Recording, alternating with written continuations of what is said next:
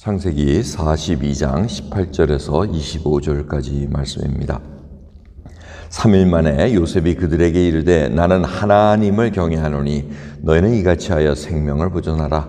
너희가 독실한 자이면 너희 형제 중 한 사람만 그 옥에 갇히게 하고 너희는 곡식을 가지고 가서 너희 집들의 주림을 구하고 너희 말째 아우를 내게로 데리고 오라. 그리하면 너희 말이 진실함이 되고 너희가 죽지 않으리라. 그들이 그대로 하니라. 그들이 서로 말하되 우리가 아우의 일로 인하여 범죄하였도다. 그가 우리에게 애걸할 때 그 마음의 괴로움을 보고도 듣지 아니하였으므로 이 괴로움이 우리에게 임하도다. 루벤이 그들에게 대답하여 가로되 내가 너희들어 그 아이에게 득죄하지 말라고 하지 아니하였느냐. 그래도 너희가 듣지 아니하였느니라. 그러므로 그의 핏값을 내게 되었도다 하니 피차간에 통변을 세웠으므로 그들은 요셉의 그 말을 알아들은 줄을 알지 못하였더라.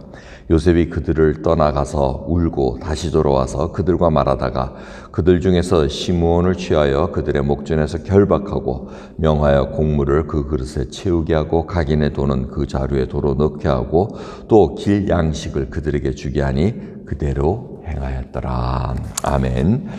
형들을 옥에다 갇힌 다음에 3일을 지납니다. 그리고 요셉이 하나님을 경외하는 자라고 이렇게 밝힙니다.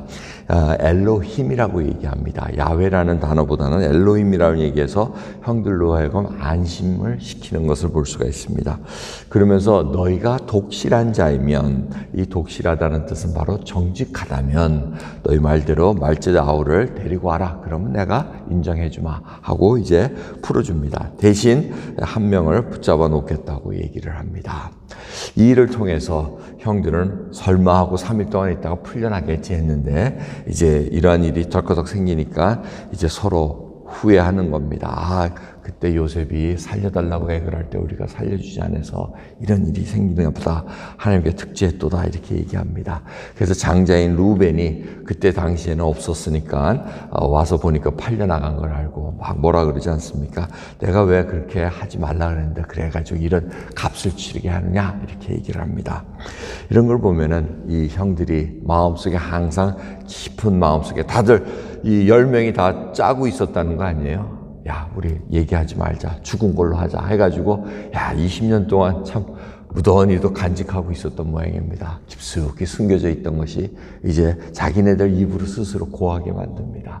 우리가 그때 잘못했다 하고 후회하는 이 얘기를 하면서 그 말을 들을 때 요셉은 못 알아듣는 척했지만 그걸 다 알아듣고 웁니다. 가서 웁니다. 얼마나 그게 서러웠고 얼마나 그것이 또 여러 가지 복받치는 감정들이 있었을 것입니다. 그거를 다 이제 해소한 후에 와서 이제 시므온을 취합니다. 시므온은 둘째 형이지 않습니까? 제일 맏에서 밑인데 이 형이 제일 좀 독한 것 같습니다. 칼을 차고 나갈 때도 제일 먼저 나가서 싸우고 이런 거 보면 좀 독한 형이었던 것 같아요. 그러니까 그때 당시에 시므온이 가장 책임이 있었는데 요셉을 팔게 결정을 내린 것 같습니다. 그러니까 그 값을 치를 수 있도록 그렇게 묶어놓습니다. 묶어놓고 이 요셉의 모습을 보십시오. 25절 보면 곡물을 그릇에 다 채우게 하고 돈도 다시 도로 주게 하고 또 길 가다가 혹시 한 일주일 정도 걸어가야 되니까 혹시라도 또 양식이 모자랄까 봐 길 양식까지 도로 조속합니다. 이게 다 은혜를 베푸는 것을 우리가 볼 수가 있습니다. 요셉은 무슨 생각이 있었겠죠. 이런 일을 통해서 어떠한 일을 이루고자 하는 계획들이 있었으리라고 봅니다.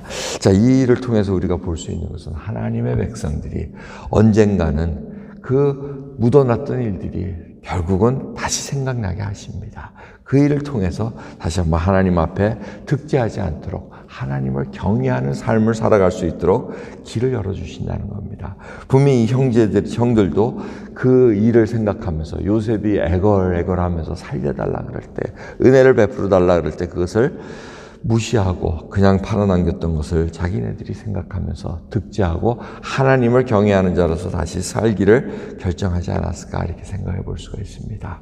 또한 요셉은 그러한 상황 속에서도 이제 모든 것을 해소하고 울면서 모든 것들을 다시 한번 감정을 다 해소하고 이제 형들 앞에 애굽의 총리로서 또 씁니다. 그래가지고 또 일을 진행하지만 그 안에 또 은혜를 베풉니다. 길양식까지 돈도 다 돌려줍니다. 이것이 바로 은혜의 사람으로 살아갈 길이라는 것을 봅니다. 여러분, 우리는 베푸는 자로 살아가고 있습니까? 정말 베풀기를 원합니다. 이제 땡스기빙 또 이렇게 다가오는데 정말 감사할 것도 많고, 정말 저희들이 은혜를 받았음에도 불구하고 은혜를 베풀지 못했던 그런 일들도 많이 있습니다. 그 하나하나를 생각하면서 하나님 앞에 은혜 받은 자로서 어떻게 살아가야 되는가 정말 살펴보는 저와 여러분 되기를 간절히 소원합니다. 기도하겠습니다. 하나님 감사합니다. 참으로 하나님으로부터 은혜를 많이 받은 자들입니다. 구원을 얻었고 죄 가운데 정말 살아갈 수밖에 없는 저희들을 구원해 주셨음에도 불구하고 우리는 우리에게 조그만 해를 가한 자마다 용서하지 못합니다. 억울함을 풀지 못하고 원통함을 풀지 못하는 저희들이 말세에 사는 징조로서 알고 있습니다. 주여 불쌍히 여겨주시옵고 저희들이 진정으로 하나님의 은혜를 받은 자면 은혜를 받은 자로서 살아갈 수 있도록 오늘도 족한 은혜 부어주옵소서.